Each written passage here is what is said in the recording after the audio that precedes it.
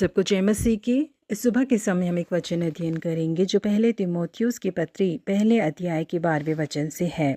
मैं अपने प्रभु मसीह यीशु का जिसने मुझे सामर्थ दी है धन्यवाद करता हूँ कि उसने मुझे विश्वास योग्य समझकर अपनी सेवा के लिए ठहराया। अंतर्राष्ट्रीय कंपनी IBM के CEO के पद पर 40 सालों तक नियुक्त रहने वाले व्यक्ति ही हैं थॉमस जे वॉटसन। इन्होंने जिस दिन से इस कंपनी के CEO के पद को संभाला था, इस कंपनी ने इतनी बड़ी बढ़ोतरी को देखा जिसे उन्होंने पहले कभी नहीं देखा था। इन्होंने अपनी मृत्यु से 6 सप्ताह पहले अपने बेटे जूनियर वॉटसन को इस कंपनी के CEO के पद पर बिठाया। उस कंपनी के CEO के पद को संभालते ही जूनियर वॉटसन के पहले शब्द यही थे कि ये जो ऊंचा पद मुझे मिला है, इसने मुझे अमेरिका में ही सबसे ज्यादा डरने वाले एक व्यक्ति में बदल दिया है। क्योंकि वो अपनी जिम्मेदारियों को बेहद अच्छी तरीके से निभाना चाहते थे, इसीलिए वो अपने हर एक कार्यों को योजना बनाकर करते थे। इसीलिए उनकी अध्यक्षता में उनकी कंपनी ने 10 गुना ज्यादा मुनाफा कमाया। बाद के दिनों में उन्होंने ये बताया कि उन्होंने जो जीत हासिल की है उसका मुख्य कारण क्या है। मेरे पिता ने